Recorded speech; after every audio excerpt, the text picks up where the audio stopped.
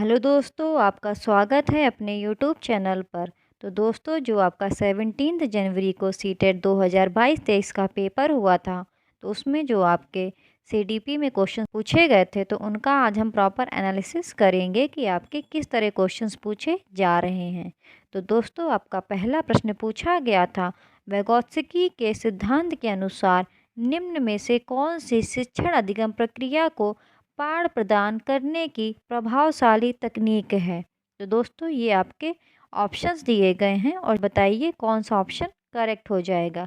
Yes, स्कैफ folding एक तरीके का होता है कि आप हल्का सा बच्चे को पुश करो, उसे हल्का सा उसे बता दो। अगर कहीं बच्चा अटक जाता है तो आपका ऑप्शन तीसरा सही हो जाएगा।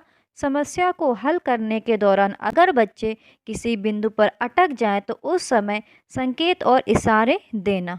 आपका अगला प्रश्न पूछा गया था, एक अध्यापक को दृश्य श्रव्य सामग्री का उपयोग करना चाहिए क्योंकि। तो दोस्तों, बताएं कौन सा ऑप्शन करेक्ट हो जाएगा। छात्रों की पाठ में रुचि होती है। यस, ये आपका कथन सही है। अगला कथन, यह छात्रों का ध्यान पढ़ाई में केंद्रित रखती है। तो ऑफ कोर्स ये बात भी सही है। यह ज्ञान को वास्तविक रूप प्रदान करने व पाठ में विविधता लाने में सहायक होती है। तो दोस्तों, ऑडियो विजुअल एड्स का अगर आप यूज़ करते हैं तो ऑफ कोर्स आपका ये तीनों ही होता है। तो आपका ऑप्शन फोर्थ सही हो जाएगा, उपरोक्त सभी। आपका अगला प्रश्न पूछा गया था, कृष्ण निर्विवाद रूप से अपने माता पिता की आज्ञा का पालन करता है क्योंकि वह सजा से बचना चाहता है। कोलवर्ग के अनुसार वह नैतिक विकास के किस चरण में फिट बैठता है। तो दोस्तों, बताएं कौन सा ऑप्शन करेक्ट हो जाएगा। तो यस, आपका ऑप्शन दूसरा सही हो जाएगा, पूर्व परंपरागत यानी प्री कन्वेंशनल स्टेज।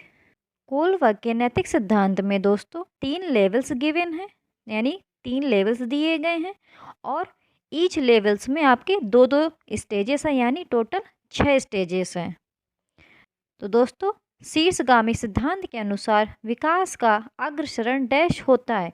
तो दोस्तों, सेफेलोकॉर्डल में जो विकास होता है ये आपका हेड टू टो होता है, यानी आपका ऑप्शन पहला सही हो जाएगा,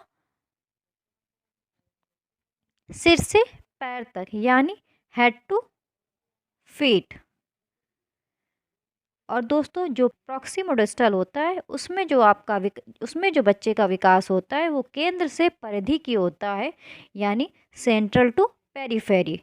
आपका अगला प्रश्न पूछा गया था, एक टास्क के दौरान साइना खुद से इस बारे में बात कर रही है कि कैसे वह टास्क पर आगे बढ़ सकती है। भाषा और विचार पर लेव वेगोत्स्की के विचारों के अनुसार इस प्रकार का निजी भाषण डैश का संकेत देता है। तो दोस्तों, वेगोत्स्की के अनुसार ये आपका स्वनियमन हो जाएगा। तो आपका ऑप्शन सेकंड सही हो जाएगा, यानी सेल्फ रेगुलेशन। आपका अगला प्रश्न पूछा गया था, अधिगमकर्ताओं की सक्रिय संलग्नता के लिए क्या आवश्यक है। तो दोस्तों, बताएं आपका कौन सा ऑप्शन करेक्ट हो जाएगा।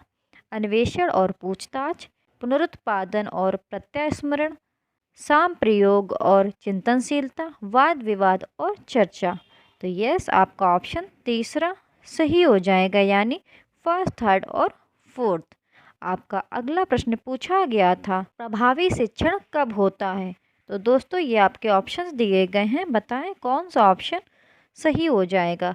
जब अधिगम छात्रों की तैयारी से स्वतंत्र होता है, एक पारंपरिक कक्षा के वातावरण का विद्यार्थियों के अधिगम पर कोई प्रभाव नहीं पड़ता है, जब छात्र सीखने के लिए तैयार हो।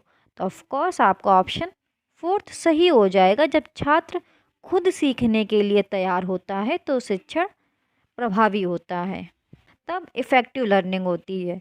आपका अगला प्रश्न पूछा गया था, किसने प्रस्तावित किया कि सांस्कृतिक उपकरण यानी कल्चरल टूल्स के बारे में ये बोला जा रहा है।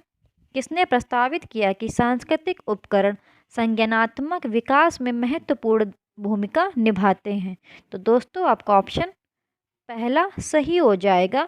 दोस्तों, कल्चरल टूल्स के बारे में आपके लेव विगोत्स्की ने कहा है। आपका अगला प्रश्न पूछा गया था अभिकथन और तर्क वाला। आपका अभिकथन दिया गया था लैंगिक भूमिकाएं जैविक रूप से निर्धारित होने की बजाय सांस्कृतिक रूप से प्रभावित होती हैं।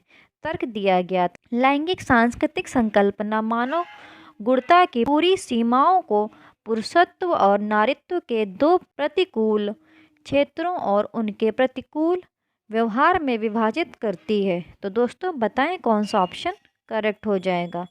यस, आपका सेकंड ऑप्शन करेक्ट हो जाएगा। ए और आर दोनों सत्य हैं और आर ए की सही व्याख्या करता है। आपका अगला प्रश्न पूछा गया था एनईपी 2020 के अनुसार आरटीई 2009 में क्या परिवर्तन की आवश्यकता है। तो दोस्तों आपका ऑप्शन पहला सही हो जाएगा। 3 से 18 वर्ष के छात्रों के लिए निःशुल्क एवं अनिवार्य शिक्षा की व्यवस्था करें।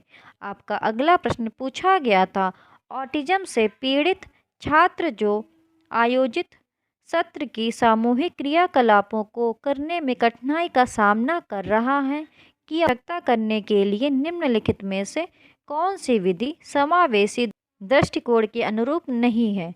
तो दोस्तों बताएं कौन सा ऑप्शन करेक्ट हो जाएगा। तो यस, आपका ऑप्शन तीसरा सही हो जाएगा, बच्चे को विशिष्ट स्कूल में भेजना। तो दोस्तों ये सर्वथा गलत बात है। दोस्तों हमेशा इंक्लूसिव सिस्टम की बात की गई है, यानी बच्चों के समावेशन की, बट इस ऑप्शन में क्या बोला गया है, बच्चों को विशिष्ट स्कूल में भेजना। तो ऑफ कोर्स ये आपका ऑप्शन गलत हो जाएगा, क्योंकि ये इंक्लूजन को बढ़ावा नहीं दे रहा है, ये आपके बच्चे को सेग्रीगेट कर रहा है। तो आपका ऑप्शन तीसरा सही हो जाएगा, बच्चे को विशिष्ट स्कूल में भेजना बिल्कुल ही गलत है। आपका अगला प्रश्न पूछा गया था पियाजे के अनुसार निम्नलिखित में से कौन सी अवस्था मूर्त संक्रियाओं की अवधि है। तो दोस्तों मूर्त संक्रियाओं यानी कंक्रीट, ये कंक्रीट ऑपरेशनल स्टेज के बारे में बात हो रही है। तो दोस्तों बताएं आपका ऑप्शन कौन सा सही हो जाएगा।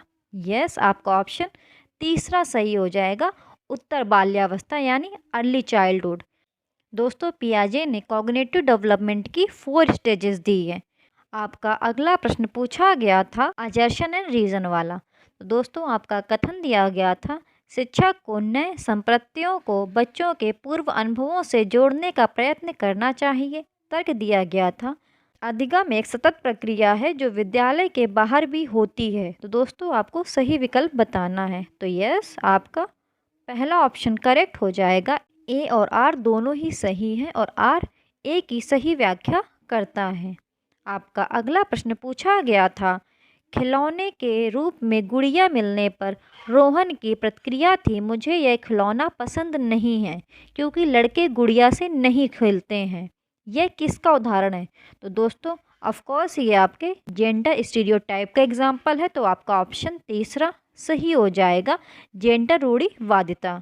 आपका अगला प्रश्न पूछा गया था यह महत्वपूर्ण है कि कोई अध्यापक बच्चों को बुद्धि लब्धि के आधार पर स्थित समूहों में पृथक ना करे क्योंकि यह अध्यापक के लिए असुविधाजनक है, यह विद्यालयों के लिए असुविधाजनक है, यह बच्चों को एक दूसरे के साथ अंतर सामूहिक प्रतिस्पर्धा नहीं करने देता, या बुद्धि लब्धि संकल्पना स्थायी नहीं है, यह बच्चों को चिन्हित करने के लिए जिम्मेदार हो सकती है। तो यस, अब आपका ऑप्शन फोर्थ सही हो जाएगा, बुद्धि लब्धि संकल्पना स्थायी नहीं है, ये बच्चों को लेवलिंग कर सकती है। तो इसलिए आपका ऑप्शन फोर्थ सही हो जाएगा। तो दोस्तों वीडियो कैसा लगा आप कमेंट सेक्शन में ज़रूर बताइएगा। आपको इस यूट्यूब चैनल पर ऐसे ही वीडियोस मिलते रहेंगे, तो आप इस यूट्यूब चैनल को सब्सक्राइब जरूर कर लीजिए। Thank you for watching the videos.